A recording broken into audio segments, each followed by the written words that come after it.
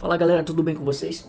Então nesse vídeo nós vamos ver aqui quais os 4 cenários possíveis das empresas aí do grupo Americanas. É uma empresa que está em bastante evidência atualmente por conta do que vem acontecendo com ela, então vamos analisar aqui. Mas antes eu quero fazer um combinado com vocês. Se o vídeo fizer sentido, se agregar em alguma coisa, você vai no final dele se inscrever no canal e vai deixar um like. Se não fizer sentido, se você tiver alguma ressalva com relação ao que eu vou comentar aqui nesse vídeo, vocês podem deixar o comentário lá por que não fez sentido, qual é a sua opinião, que a gente vai debatendo e discutindo aqui e juntos vamos chegar aqui a um consenso, beleza? Então, vamos ver.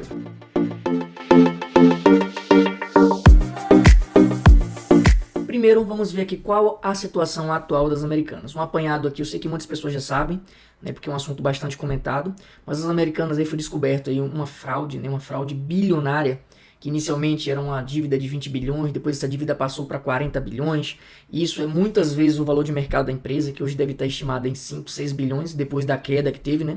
No primeiro dia de queda aí foram mais de 75% que caiu, depois deu uma recuperada, depois voltou de novo, ficou nesse bate e volta. E quem opera opções, assim como eu, sabe aí que teve opções das Americanas que subiram aí 40, 50 mil % nesse dia. Então alguém que sabia das informações, teve informação privilegiada, que isso não é novidade para ninguém também, se beneficiou muito com essa alta.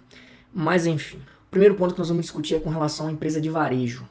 Eu tenho visto muitos vídeos na internet falando que eu avisei que as empresas de varejo não se sustentam, eu avisei que as empresas de varejo vão quebrar, um dia todas vão quebrar. Não vou citar o nome aqui porque foram muitos vídeos, mas eu quero detalhar aqui o seguinte, não se trata de uma profecia e o que está acontecendo em função do conhecimento que a pessoa tinha. Né? O assunto aqui com relação às Americanas é um assunto que poderia acontecer com qualquer empresa de qualquer setor.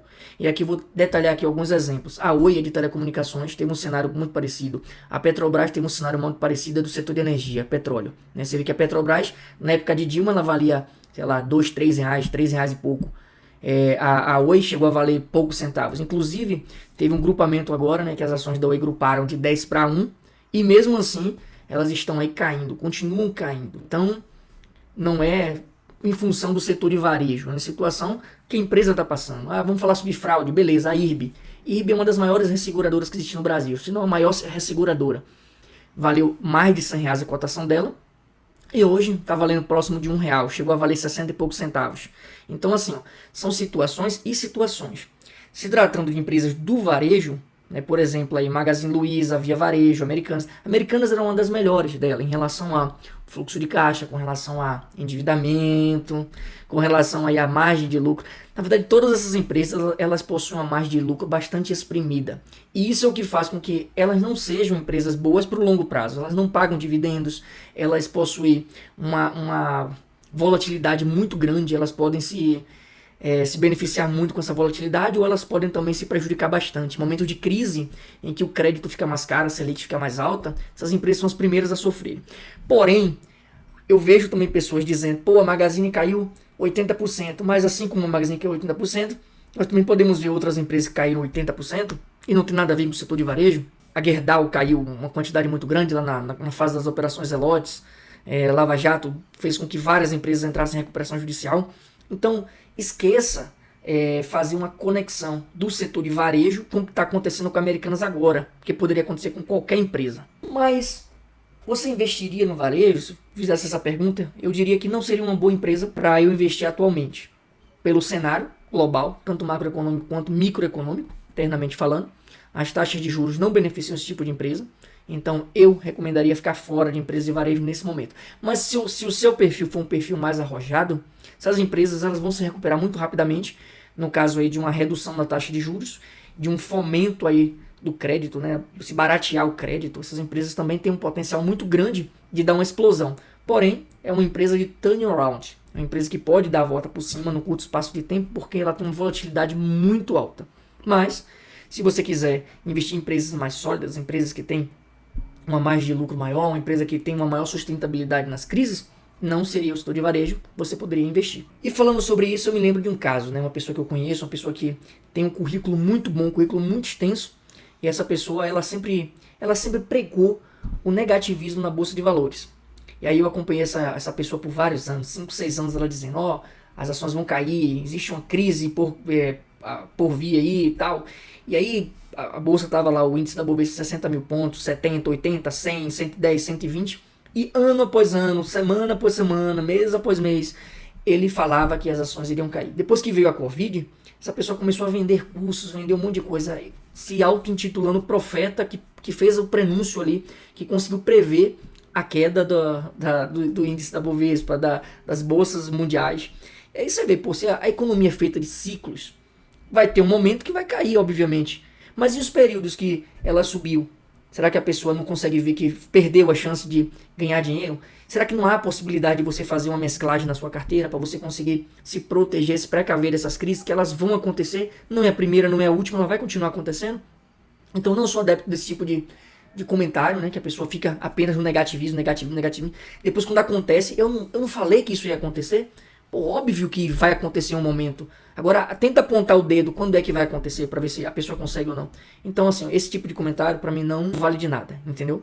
Voltando ao assunto do vídeo. Quais são os 4 cenários possíveis para as lojas americanas, para o grupo Americanas? O primeiro dele é ela ser comprada por uma outra empresa que seja do mesmo setor, uma concorrente. Isso acontece muito com as empresas que estão com dificuldade financeira, vem uma outra empresa maior ou do mesmo tamanho, compra aquela, porque está mais saudável financeiramente, e aí ela amplia o market share dela. Então a participação de mercado acaba aumentando, e como ela tem condições ali de bancar aquela dívida e conseguir se sustentar ali naquele período de tempo ali, ela consegue comprar essas empresas e ficarem mais fortes no mercado. Esse é o primeiro cenário. O segundo cenário é a capitalização dessas empresas, o aumento do capital social, é a injeção de dinheiro.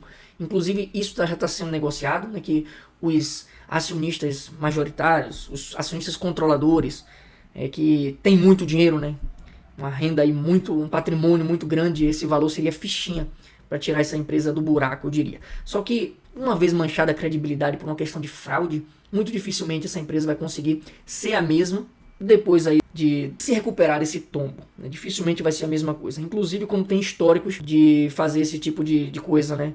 Fazer uma maquiagem no balanço, um risco sacado que era para estar ali representando ali uma parte da dívida da empresa, assim, mascarada. Então isso tudo influencia muito na credibilidade que os gestores da empresa têm frente ao mercado, frente, na verdade, aos stakeholders, que são todas as pessoas que são relacionadas com aquela empresa. Isso inclui clientes, isso inclui fornecedores, isso inclui acionistas, então inclui todo o grupo de pessoas que possam pensar em ter alguma coisa de participação no futuro nessa empresa. Então o segundo ponto que pode acontecer é justamente isso, a injeção de capital para ela conseguir se restabelecer, pelo menos no curto prazo. O terceiro cenário, que é o mais provável que vai acontecer, inclusive o prazo está rolando para isso, é o pedido de recuperação judicial. Isso muito provavelmente vai acontecer. O pedido de recuperação judicial nada mais é do que pedir à justiça uma proteção contra os credores. Então, a empresa ela se protege de uma possível ordem de execução ali, uma penhora dos bens dela. Então, para isso serve a recuperação judicial. Inclusive, esse plano já deve estar sendo modelado para apresentar na justiça e provavelmente vai ser divulgado nos próximos dias. E o quarto e último caso seria a falência. Um dado importante aqui é o seguinte: 25% das empresas que pedem recuperação judicial, apenas 25% conseguem sair da situação, conseguem reerguer aí, se voltar a operar. 75%, estatisticamente falando, elas pedem falência. Os 25% que conseguem sair da recuperação judicial, elas saem de um tamanho muito menor, saem numa situação muito mais complicada, caótica às vezes, né? Veja o caso da Oi, a Oi já valeu mais de R$100. Saiu da recuperação judicial agora após 6 anos de recuperação judicial. Foi a segunda maior recuperação judicial da história aqui do Brasil. Só perdeu para a Odebrecht. A Odebrecht foi 98 bilhões em dívidas. A Oi foram 64 bilhões em dívidas. A terceira maior recuperação judicial foi da Samarco, né, que é uma empresa aí do grupo também da Vale, que foi algo em torno aí de 18, 20 bilhões em dívida nessa faixa. E provavelmente a das lojas americanas, a do grupo Americanas, seja a quarta maior recuperação judicial da história do Brasil. Será que ela vai sobreviver a uma recuperação judicial? Será que sim? Será que não? É mais complicado uma empresa do varejo sair da recuperação judicial? É mais complicado justamente pelas margens que são muito pequenas, são muito apertadas. Então, vejamos aqui que a primeira maior recuperação judicial foi do ramo de engenharia, construção, obras. Não tem nada a ver com varejo. A segunda, que foi a Oi, foi do ramo de telecomunicações, que teoricamente é um ramo perene. A terceira foi da Samarco, que é de mineração, e a quarta provavelmente que seja o setor de varejo. Então veja que o problema das lojas americanas não está relacionado com o setor que ela está. Está relacionado com uma fraude contábil, um problema que veio se arrastando por muito tempo, né, que ficou aí constatado e que muita coisa ainda vai acontecer, vai ter muito desdobramento dessa situação. Então, veja que você pode escolher ficar de fora, né, que é o mais prudente a se fazer, ou você pode também fazer uma especulação com relação a opções, compra de put, por exemplo, porque ela muito provavelmente vai cair, porque no momento que ela entra em recuperação judicial, ela vai deixar de fazer parte dos fundos, né? Os fundos vão deixar de ter participação nela. Ela vai sair do índice da Bovespa, vai perder liquidez. Essas empresas, muito provavelmente, ela vai virar uma penny stock, ser negociada aí a menos de R$1. Então são muitos fatores que vão influenciar na queda da cotação da ação. Isso vai acontecer de fato? Não sei se vai acontecer. Pode acontecer? Pode. Basta verificar o que aconteceu com as outras empresas que estiveram em situação semelhante. Então, se quiser ficar fora, fica. Se quiser aproveitar com um percentual que não vai fazer falta, né, aquele dinheiro ali o troco do pão, faz. Né? Então, essa é a minha posição com relação aos comentários que vêm sendo discutido e debatido aí na internet. Se fez algum sentido para você, você confirma o nosso combinado do início, se inscreve no canal, deixa o like. Se não fizer sentido para você, coloca aqui nos comentários o porquê. Eu vou estar lendo, vou responder aqui um por um e a gente vai discutindo aí ao longo dos próximos vídeos. E eu fico por aqui.